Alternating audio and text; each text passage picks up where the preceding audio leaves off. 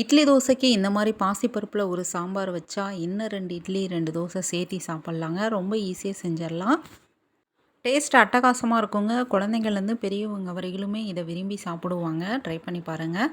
1 tumbler அளவுக்கு பாசிப்பருப்பு எடுத்து சிம்மில் வச்சு பருப்போட வாசம் வர அளவுக்கு நம்ம நல்லா வறுத்து எடுத்துக்கணுங்க. வறுத்து எடுத்த பருப்பை நான் நல்லா வாஷ் பண்ணிவிட்டு தேவையான அளவுக்கு தண்ணி ஊற்றிட்டு 2 பச்சை மிளகாய், பூண்டு 7 பல், சின்ன வெங்காயம் ஒரு 10லேருந்து 15 அளவுக்கு யூஸ் பண்ணிக்கலாம்.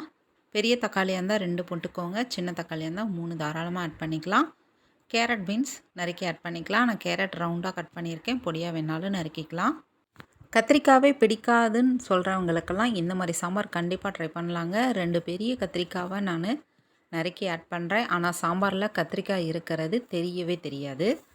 கத்திரிக்காய் 2யும் பொடியாக நறுக்கிட்டு ஆட் பண்ணிக்கோங்க. தேவையான அளவுக்கு மஞ்சள் தூள், காரத்திற்கு 1 ஸ்பூன் அளவுக்கு நான் மிளகாத்தூள் ஆட் பண்ணியிருக்கேன்.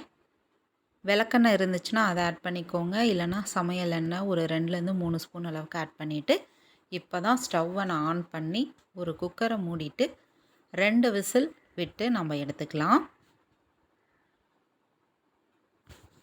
2 விசில் வந்துருச்சுங்க. பருப்பும் நல்லா வெந்து வந்துருச்சு பாருங்கள்.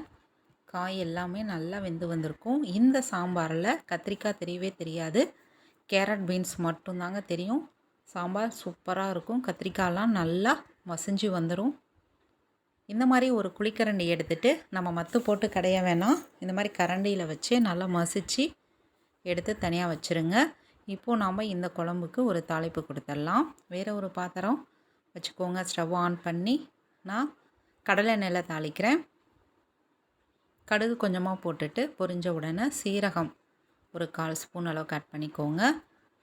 2 காஞ்ச மிளகாய் கட் பண்ணி ஆட் பண்ணிக்கோங்க. வாசம் சூப்பராக இருக்கும். 2 கொத்து கருவேப்பிலை ஆட் பண்ணிவிட்டு நறுக்கி வச்சுருக்கக்கூடிய ஒரு பெரிய வெங்காயத்தையும் நம்ம ஆட் பண்ணிக்கலாம். வெங்காயம் நல்லா வதங்கி வரணுங்க.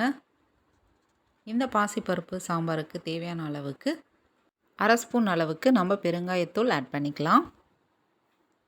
இப்போது இதெல்லாம் நல்லா வதங்கி வந்துருச்சுங்க. இப்போது நம்ம கலந்து வச்சுருக்கக்கூடிய வேக வச்ச பாசிப்பருப்பை நம்ம இப்போ ஆட் பண்ணிக்கலாம்.